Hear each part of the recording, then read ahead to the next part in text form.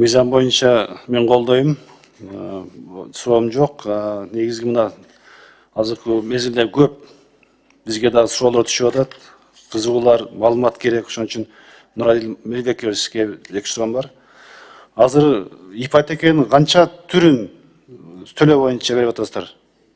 Коммерческий да барбы? Ушуну тактап бериңизчи, канча тариф менен берип атасыздар? Эмил Токтокович, саламатсызбы да бир жолу. Биз бүгүнкү күндө 4 багытта ипотека берип атабыз. Биринчи бул социалдык ипотека 4% менен 23 жылга, экинчи жеңилдетилген ипотека 4% менен 23 жылга, үчүнчүсү арзан ипотека 8% менен 15 жылга.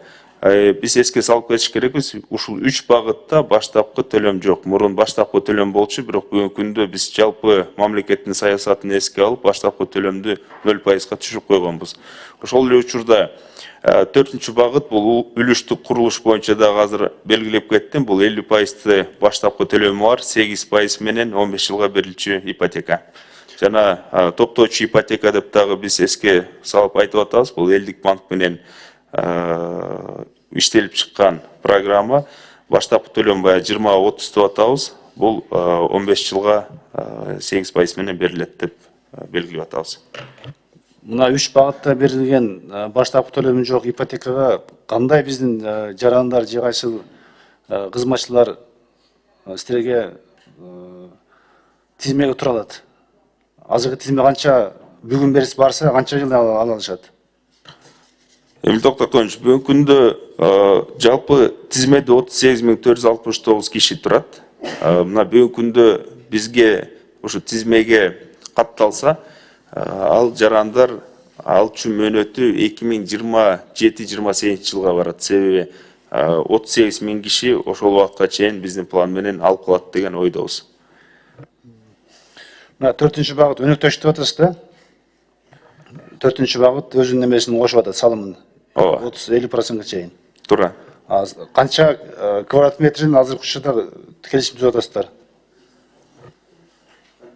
Канча квадрат метрин канча доллардан келишим түзүп атасыздар? Баасы? Мына бардык багыт боюнча биз белгилеп кеттик элек 55.500 сомдон берип атабыз. Бирок жанагы долгосрочный аренда деп атпайбызбы? Ал боюнча биздин баабыз ар бир объектке өзгөчө база бар. 50% берсе дагы 55.500 да бир тариф турабы? Ошондо $645 болуп калат квадрат метр. Бул кайсы? 4-чү багыткабы?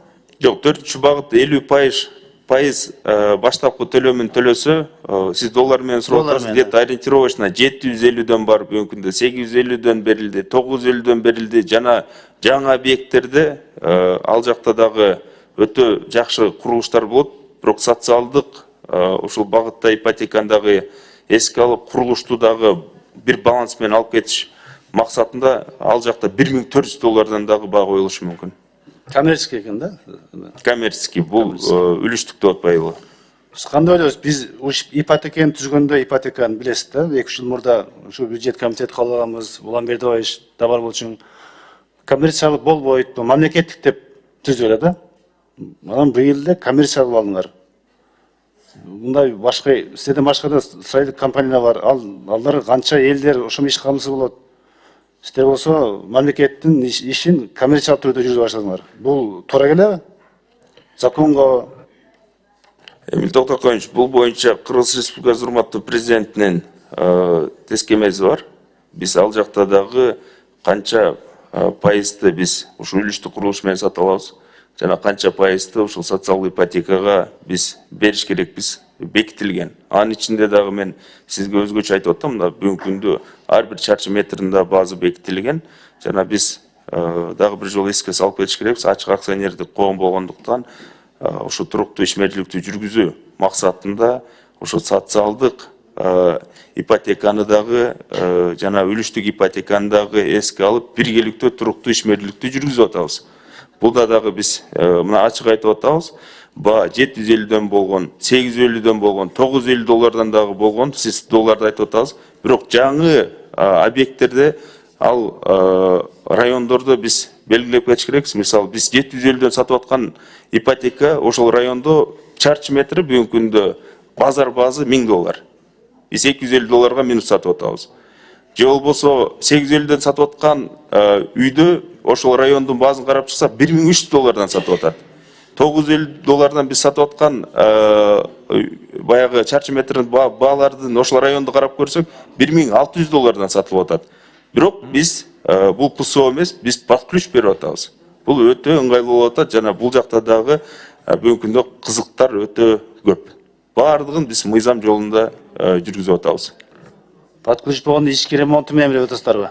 Под ключ толук ички ремонту менен мебели менен берип атабыз. Бирок мебели баягы кухонный гарнитур, санузелдерге коюлуп атат. Быйыл канча үй берилди? Быйыл жыл аягына чейин канча үй берилет? Эмил Токтокоевич, мына Рысбек Исламовичке дагы бул маселе суроого жооп берген. Бүгүнкү күндө 2147 батирди беребиз деп пландаштырып атабыз жылдын жыйынтыгы боюнча.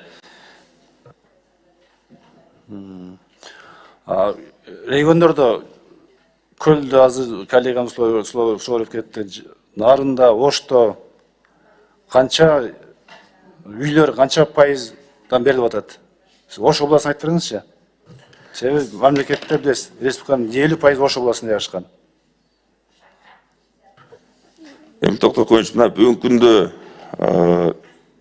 жалпы бизде аймактарда 40234 квартираны куруп атабыз. Ош облусу боюнча бүгүнкү күндө жалпы саны менен 5674 батирди куруп атабыз, 94 үйдү. Жалпы аянты 363193 чарчы метрди түзөт. Региондордо жердин баасы арзан билесиз да? Бишкек менен 2 эсе арзан. Квартиранын баасы ошого карата арзан болобу, айырмаларбы бааларда? Эмил Токтокоевич, биз эске алып кетиш керекпиз. Бардык жерди бизге мамлекет бекер өткөрүп берген. Бул жерде курулуштун эле баягы затраталары жана логистиканын затраталары саналган. Бул боюнча дагы Кыргыз Республикасынын президентинин тескемесинде белгиленген 55500 бул Бишкек шаары боюнча, 57900 бул аймактар боюнча баа коюлган. Ар бир чарчы метрдин курулушу. Азыр жана биринчи 3 багыт бергендеге келишим түзгөнгө заявка алып атасыздар, э? Биз бүгүнкү күндө санариттештирүү процедураларын толук жүргүзүп атабыз. Биздин мекемеге келбей эле ушул телефон аркылуу ар бир жаран дистанцияда эле бизге кезекке турганга мүмкүнчүлүк түзүлгөн. Макул, рахмат, мен суроом бүттү.